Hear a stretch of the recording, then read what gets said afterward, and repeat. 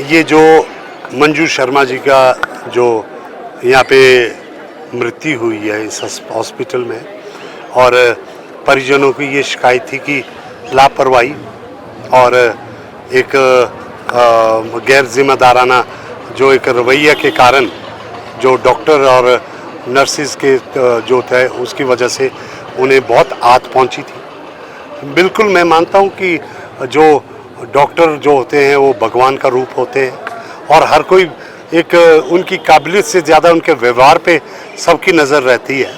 और मैं समझता हूं कि अगर परिवार इस दुख की घड़ी में इस बात को लेकर उन्होंने अपनी शंका जाहिर की है तो कुछ एक हमने भी देखा है कि पीछे से लेकर कुछ FIR भी हुई है, कुछ शिकायतें भी आई है उनके खिलाफ, लेकिन वो उनके व्यवहार में कुछ सुधार नहीं हुआ।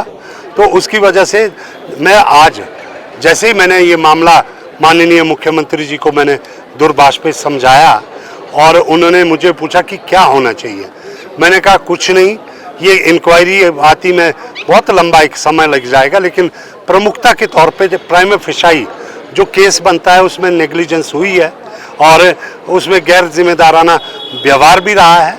उसमें कुछ ऐसे बोले गए हैं जो मैं यहाँ बोल नहीं सकता हूँ, वो जो एक उकसाने वाली बातें हैं।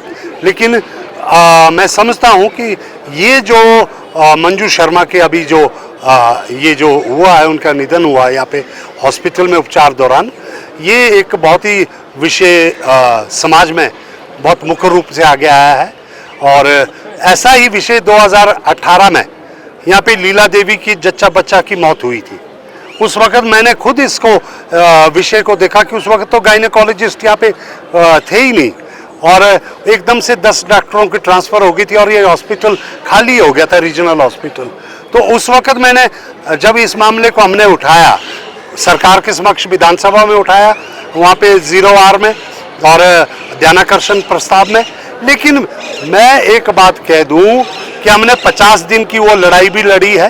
ये लड़ाई लड़ना कोई आसान नहीं है, लेकिन ये जो जागरूक युवा है जिन्होंने अपनी लड़ाई को अभी कुछ पिछले दिनों से इन्होंने शुरुआत किया और अब बड़े स्तर पे ये इन्होंने लोगों को जो है इस समाज को जागृत किया है।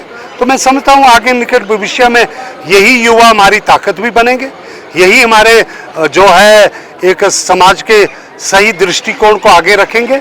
और आज डॉक्टर अन्नू को तो तुरंत प्रभाव से जो सस्पेंशन उनके हो गए हैं, लेकिन दोनों नर्सों के भी हो गए। जी, मेरा नाम दिनेश शर्मा है और जो मंजू शर्मा है वो मेरी बहन है।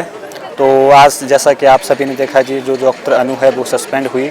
इसके लिए मैं आपका आम जनता का सबका जो भी सोशल मीडिया के माध्यम से मेरे साथी जुड़े, जितने भी पब्लिक जो प्रोटेस्ट के लिए आई, हमारे बड़े भाई बंटी भाई ने बहुत इसमें पूरा प्रोत्साहन दिया, साथ में संजय चौहान ने भी बहुत प्रोत्साहन दिया और जितने भी आम जनता जो उस दिन आई थी, मैं उन सभी का हमेशा दिल से धन्यवाद ही रहूँगा। क्योंकि ये जो लड़ाई थी ये सिर्फ मेरी बहन की लड़ाई नहीं थी, ये आने वाली जो तमाम महिलाएं हैं, हमारी माएँ बहनें और यहाँ पे अस्पताल में आने वाले जो मरीज़ हैं उनके लिए लड़ाई थी, जो